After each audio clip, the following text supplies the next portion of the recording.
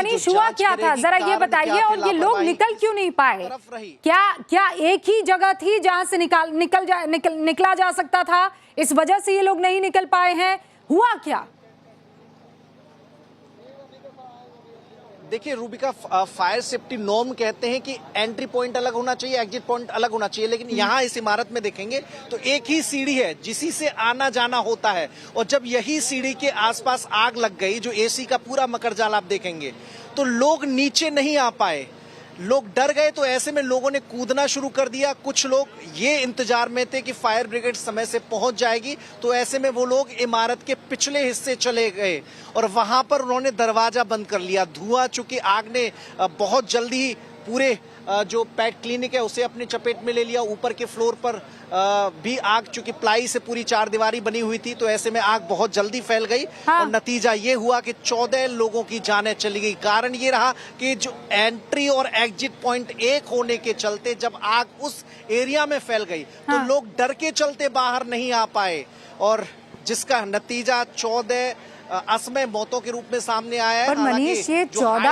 आंकड़ा कोई छोटा मोटा आंकड़ा नहीं है ना, मतलब 14 हाड़ मांस वो जो व्यक्ति हैं वहां पर, वो जल गए, वो भुन गए, और किसी तरह की कोई मदद नहीं पहुंच पाई। और बहुत हाई राइज इमारत भी दिखाई नहीं दे रही है। कहां चूक हो गई? मतलब मान लीजिए आग लग गई, जिसने बिल्डिंग बनाई उसकी गलती कि उसने फायर सेफ्टी नॉर्म्स का नहीं ख्याल रखा, लेकिन क्या ये सूचना फायर ब्रिगेड को नहीं लग गई थी? आने में कितना वक्त लग गया? देखिए, जो जानकारी मिली है उसके मुताबिक 2 से 2:30 बजे के बीच फायर ब्रिगेड को जानकारी दे दी गई, फायर डिपार्टमेंट को जानकारी दे दी गई। बच्चे अंदर से फोन कर रहे थे, उनके परिजन बाहर से फोन कर रहे थे, लेकिन फायर ब्रिगेड की जो गाड़ियां हैं वो देर से पहुंची। जब फायर ब्रिगेड नहीं पहुंची थी, जो तस्वीरें आई, जो विजुअल आए, उसमें इस फ्रंट हिस्से में आग लगी हुई है, लोग नीचे उतर रहे हैं, कहीं गाड़ियां दिखाई नहीं दे रही। और जब फायर ब्रिगेड पहुंची तो आग ने पूरे इमारत के अगले हिस्से को, मतलब इस हिस्से को अपनी चपेट में ले लिया था, और तब तक शायद बहुत देर हो गई थी। कोशिश जरूर की गई, रेस्क्यू ऑपरेशन चलाया गया, 3 घंटे लगातार फायर ब्रिगेड की गाड़ियां लगी रही, लेकिन जो आधे घंटे में राहत मिलनी चाहिए थी और शायद वो कारगर भी होती, वो न मिलने का नतीजा मौतों के रूप में सामने है। एलडीए, जिसकी जिम्मेदारी होती है कि इमारत में ये देखे फायर सेफ्टी गाइडलाइन नक्शे के अकॉर्डिंग है कि नहीं, नगर निगम की भी जिम्मेदारी होती है, और सबसे बड़ी जिम्मेदारी फायर डिपार्टमेंट की होती है, जो एनओसी देता है कि ये इमारत में फायर विभाग की जो गाइडलाइंस हैं उसको फॉलो किया गया है। लगातार अभियान भी चलता है, चारबाग रेलवे स्टेशन से लेकर शहर के कई हिस्सों में। अभी महीने भर पहले ही अभियान चलाया गया था, नोटिस दिए गए थे जिनकी गाइडलाइंस जो लोग फॉलो नहीं कर रहे थे, लेकिन बावजूद इसके नहीं, पर मेरे रोंगटे खड़े हो रहे हैं मनीष, सिर्फ ये सोच कर कि आप आग लग रही है, आप कमरे में बंद हैं, आप लगातार फायर ब्रिगेड को, पुलिस को, अगल बगल के लोगों को फोन कर रहे हैं कि कोई बचा ले, कोई बचा ले, और मतलब 14 लोग जिंदा खत्म हो जाते हैं, जल जाते हैं, मर जाते हैं, कोई कीमत ही नहीं है। 1 नहीं, 2 नहीं, 3 नहीं, 4 नहीं मनीष, 14 लोगों की मौत हो जाती है एक इमारत में आग लगने की वजह से। और आके पाठक जी वहां पर बहुत भावुक हो रहे हैं, रो रहे हैं, लेकिन जवाबदेही तो होगी ना किसी की। देखिए, बिल्कुल जिम्मेदार एलडीए है, जिम्मेदार नगर निगम है, जिम्मेदार फायर डिपार्टमेंट है। एक तो चूक, समय रहते न पहुंचना, और दूसरा आखिर इमारत के नक्शे को अनुमति मिल कैसे गई, कैसे फायर डिपार्टमेंट ने एनओसी दे दी कि यहां पर फायर विभाग की जो गाइडलाइंस है उनको माना जा रहा है, उनको फॉलो किया जा रहा है। मुख्यमंत्री की हिदायत के बावजूद भी, क्योंकि लखनऊ में बीते कुछ सालों में कई जगह आगजनी हुई है, एक होटल में आग लगी थी, उसके बाद मुख्यमंत्री बेहद गंभीर थे, सख्त निर्देश दिए गए थे कि जो नॉर्म्स का पालन नहीं करेगा उसे एनओसी नहीं दी जाएगी, कॉमर्शियल इमारत इस्तेमाल नहीं कर सकता। लेकिन मतलब आप सोचिए ना, आप सोचिए मनीष, आप सोचिए, मतलब तमाम जो न्यूज की पाठशाला को इस वक्त देख रहे हैं, आप जहां पर मौजूद हैं, अगर जान बचानी है तो अलावा हड्डी पसली तोड़ने के और कोई चारा नहीं है, कूद जाओ। अगर बचना है तो कूद जाओ, वो ना जाने 3री मंजिल 4थी मंजिल, कूदोगे तो बच पाओगे, अगर नहीं कूदे तो फिर जल जाओगे। और यही हुआ उन 14-15 लोगों के साथ जिन्होंने अपनी जान गंवा दी है। अब पहले तो आपने नक्शा कैसे पास किया, उसके बाद फायर सेफ्टी नॉर्म्स आप एक के बाद एक लापरवाही करते चले गए, किसी ने रोका क्यों नहीं? आपका इंस्पेक्शन कहां चला गया? क्यों आप चुप्पी साध कर बैठ गए? और यहां दोनों तरफ से गलती है, जिसकी बिल्डिंग थी उसकी भी गलती है और जो वहां इंस्पेक्शन करने लोग जा रहे थे उनकी भी गलती, और नहीं गए तो बड़ी गलती है। लेकिन अब यह कि हम क्या करें, खबर सुनाए दिखाए 15 लोगों की मौत की और फिर खत्म मामला।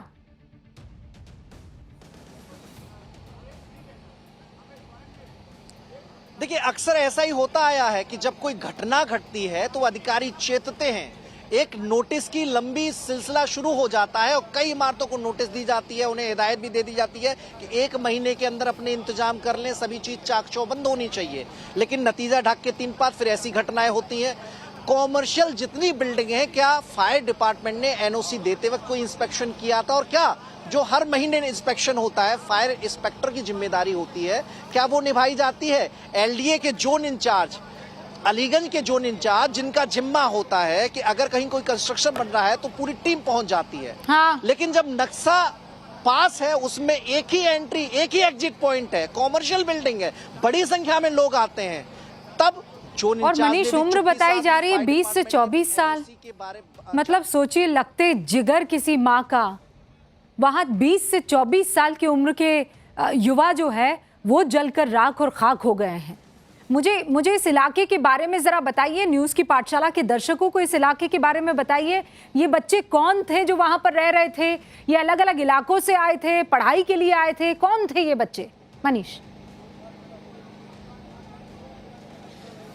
देखिए, लखनऊ के रहने वाले बच्चे थे। अलीगंज इलाका पॉश इलाका माना जाता है, रोड भी बहुत चौड़े हैं, तभी फायर ब्रिगेड आसानी से यहां पहुंच गई थी। कॉमर्शियल ये पूरा इलाका है। एनिमेशन की क्लासेस कर रहे थे, वो ट्रेनिंग ले रहे थे। कोई गेम डिजाइनिंग सीख रहा था, कोई गेम की कोडिंग सीख रहा था, कोई ग्राफिक डिजाइनिंग करने के लिए यहां पर आया था, किसी ने एनिमेशन कोर्स में दाखिला लिया था। जो मुख्यमंत्री योजना चलाते हैं एमएसएमई की, जिसमें सेल्फ रोजगार किया जा सकता है, उसके लिए एक अहम पड़ाव होता है और उसके लिए यहां पर बच्चे आए हुए थे। 20 से लेकर 25 साल तक के सभी बच्चे हैं, लखनऊ के रहने वाले हैं, अच्छे अच्छे परिवारों के बच्चे हैं। क्योंकि परिवारीजन, जब ये घटना घटी, सबको सूचना मिली तो सब बाहर थे, सब ईश्वर से प्रार्थना कर रहे थे कि उनका बच्चा बच जाए। लेकिन 14 प्रार्थनाओं पर शायद ईश्वर ने भी गौर नहीं किया, जिसके चलते उनकी असमय मौत हो गई। यहाँ पर इस आस में दाखिला लिया था कि यहाँ से पढ़कर कुछ हासिल करेंगे, अपने अपने फील्ड में बेहतर मुकाम हासिल करेंगे, लेकिन शायद कुछ और ही होने को मंजूर था। आज जो हुआ उससे परिजन बहुत दुखी है, मुख्यमंत्री बहुत दुखी है, रक्षा मंत्री राजनाथ सिंह भी बहुत दुखी है, चूंकि लखनऊ के सांसद हैं, वो भी पहुंचने वाले हैं। लेकिन व्यवस्थाओं पर सवाल जरूर इस घटना ने और मजबूत तरीके से खड़ा किया है कि जो जिम्मेदार लोग हैं, आखिर उनके स्तर पर ऐसी लापरवाही, ऐसी चूक हो क्यों जाती है? और क्या ऐसी चूक, लापरवाही के लिए प्रशासन में कोई जगह है? कार्रवाई सिर्फ छोटों पर क्यों, बड़ों पर कार्रवाई क्यों नहीं होनी चाहिए? ये सबसे बड़ा सवाल है और यही वजह है कि आज न्यूज़ की पाठशाला में ये पहली खबर है। हमारे व्यूअर्स आज की तारीख में ये जानना चाहते हैं कि वो तमाम अधिकारी, उनके ऊपर किस तरीके का जो है फैसला लिया जाएगा, उनके ऊपर किस तरीके की कार्रवाई की जाएगी, नक्शा कैसे पास होने दिया जाता है। वो बच्चे अपने माँ बाप का नाम रोशन करने के लिए, एनिमेशन की क्लास लेने के लिए और कुछ काबिल बन जाऊं इस पूरे सपने के साथ वहां पर पहुंचे होंगे, और उसके बाद दम घुटा किसी का, कोई जिंदा जल गया और जिसको जान बचानी थी वो ऊपर से नीचे कूदा। ये देखिए, आपको वो तस्वीरें मैं फुल फ्रेम एक बार फिर से दिखाना चाहती हूँ। मनीष हमारे साथ जुड़े रहिएगा, मैं दर्शकों को बता दूंगी, ये तस्वीरें आप देखिए। ये जैसा मनीष बता रहे हैं, ये पॉश इलाका है, ये ऐसा वैसा इलाका नहीं है, ये पॉश इलाका है। और यहाँ पर आप देखिए, जब आग लगी तो कैसे एक के ऊपर एक चढ़कर बच्चा बस ये चाहता था कि उतर जाए, जान बचा ले हम।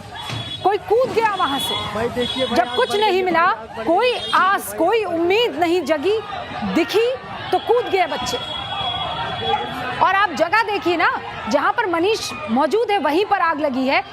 ये उस रोड की चौड़ाई मनीष जरा दर्शकों को बताएंगे, और क्यों फायर ब्रिगेड को इतना टाइम लग जाता है आने में? कितनी दूर रही है फायर ब्रिगेड की? और जैसा आप बता रहे हैं कि यहाँ कोई तारों के जाल भी नहीं बिछे हुए हैं ऊपर इलेक्ट्रिसिटी वाले, ना ये सिकड़ी गली है कि आप बहाना बना सके कि नहीं हमें वक्त लग गया, हम नहीं पहुंच पाए।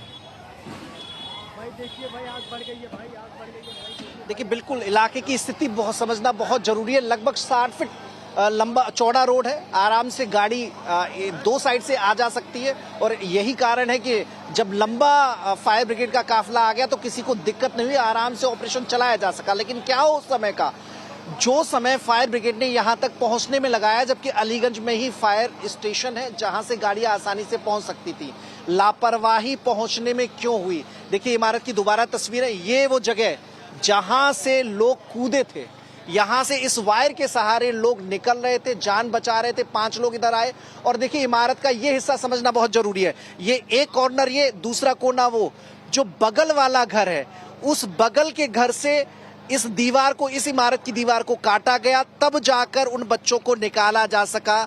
बड़ा होल किया गया, ड्रिल किया गया, तब पिछले हिस्से में जाकर उन बच्चों को निकाला जा सका जिनकी मौत हो चुकी थी। 14 लोग जिनकी मौत हो गई और कुल 20 लोगों को इस ऑपरेशन में निकाला गया था।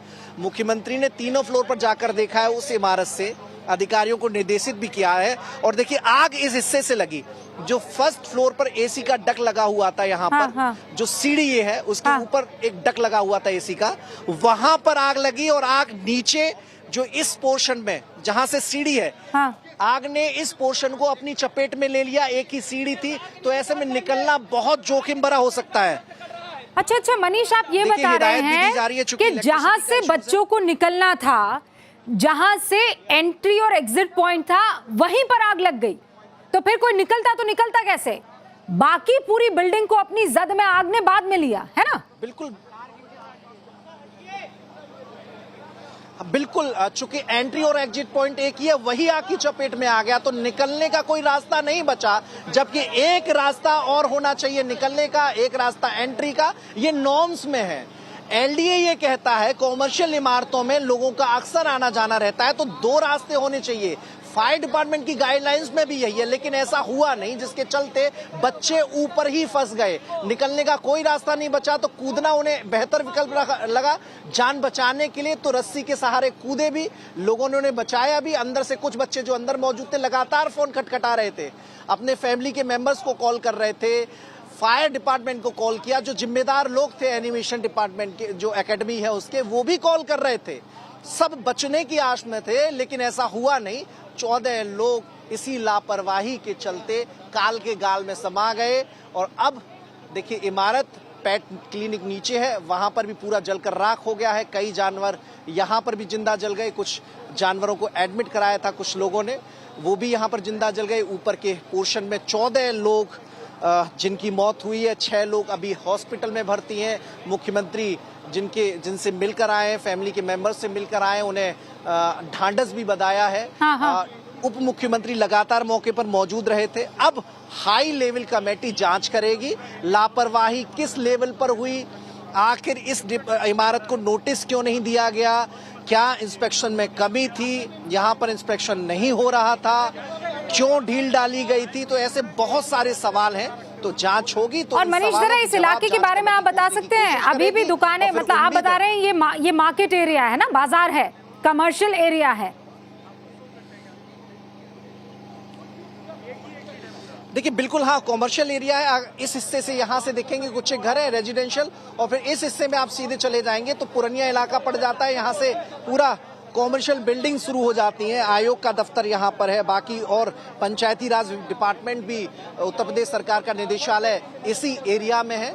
अलीगंज पुराना एरिया माना जाता है, कपूरथला, पुरनिया ये ऐसा इलाका है जहाँ बड़ा बाजार भी है, तो ऐसे में अच्छा इलाका माना जाता है, पॉश इलाका माना जाता है। वीवीआईपी लोग रहते हैं, सरकारी कॉलोनी भी इस इलाके में मौजूद है, तो ऐसे में व्यवस्थाएं। मनीष बस एक बार आप बताएंगे, आग लगी कितनी बजे और फायर ब्रिगेड की गाड़ी पहुंची कितनी बजे?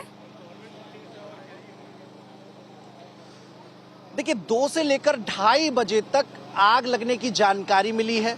और फायर ब्रिगेड की टीम लगभग 2:45 बजे पहुंची है, तो मतलब आधा घंटा जो गया, 2 से लेकर अगर 2:15 भी मानते हैं तो 2:45 बजे, 2:45 पर यहाँ पर फायर ब्रिगेड की गाड़ी पहुंची। तो मतलब आधा घंटा लग गया सूचना देने के बाद फायर ब्रिगेड की गाड़ियों को यहाँ पहुंचने में। मनीष अब आपको इसलिए रोक रही हूँ कि हमारे पास कुछ चश्मदीदों के जो बयान है वो आने लगे हैं और वो बता रहे हैं उनकी आंखों देखी। जरा एक बार सुनवा देते हैं दर्शकों को, उसके बाद में आपके पास आते हैं। नीचे पेट स्टोर था और ऊपर कुछ लाइब्रेरी या कंप्यूटर कोर्स का कुछ वो था। जब हम लोग यहाँ पे आए तो धुआं निकल रहा था। उसके बाद से हम लोग लगातार पुलिस वाले सबको कॉल कर रहे थे कि आप आ जाइए, और कुछ लोगों को तो हमने बचाया। तार से 5-6 लोगों को, 1 लड़की और 5 लड़का। बट आग लगने के बाद फिर एक आदमी ऊपर से सीधा नीचे कूदा, जिससे उसकी वजह से रीढ़ की हड्डी टूट गई और उसके दोनों पैर में चोट लगा। फिर उसके बाद 15 मिनट तक कोई नहीं आया। पुलिस वाले आए, इधर उधर राउंड मारे, उन्होंने फिर फोन किया, क्या किया, उसके बाद तब तक आग पूरी लग चुकी थी और अंदर कम से कम 4 से 5 लोग या उससे ज़्यादा भी है, और मुझे तो नहीं लगता वो बच पाए होंगे। अभी लोग फंसे नहीं हुए, अब वो चले गए भाई। अब वो उनको फंसना नहीं बोल सकते हम लोग। जो फंसे थे वो बच गए और जो नहीं आ पाए वो, भाई क्या बोलूँ अब मैं। स्थानीय लोग 10-12 लोग बता रहे हैं, स्थानीय लोग बता रहे हैं कि हाँ इसमें फंसे हुए हैं। आप यहाँ पर पहुंचे, क्या यहाँ पर अभी क्या स्थिति है? जी अभी बहुत देख ही रहे आपके सामने जो स्थिति है। अभी इसके बाद आकलन करने के बाद ही हम कुछ बता पाएंगे। जब आप लोग आए, रेस्क्यू कितने लोगों को किया गया यहाँ से? जी यहाँ से रेस्क्यू कितने लोगों को अब तक किया जा चुका? अभी इसके अंदर हल ही नहीं पाया है, इतनी आग लगी है, भयावह स्थिति है। जैसे हमको लगेगा हमारे पास हाइड्रोलिक प्लेटफॉर्म लगी हुई है। और इस पूरे मसले पर योगी आदित्यनाथ ने भी संज्ञान लिया है, उनका बयान भी आपको सुनवा देती हूँ। मैं उन सभी परिजनों के प्रति जिन्होंने अपने परिवार के उन नौजवानों को खोया है, उनके प्रति मैं अपनी संवेदना व्यक्त करता हूं। उन पूरे परिवारजनों के प्रति और इस पूरे मामले के लिए मैंने उत्तर प्रदेश के पुलिस महानिदेशक और अपर मुख्य सचिव गृह को भी कहा है कि वे स्वयं मौके पे जाकर के इसकी रिपोर्ट प्रस्तुत करें। मैं स्वयं भी वहां के लिए प्रस्थान कर रहा हूं, जिससे इस पूरे मामले की तह में हम जाकर के दोषियों को सजा भी दे सकें और उन पीड़ित परिवारों के प्रति अपनी संवेदना भी व्यक्त कर सकें।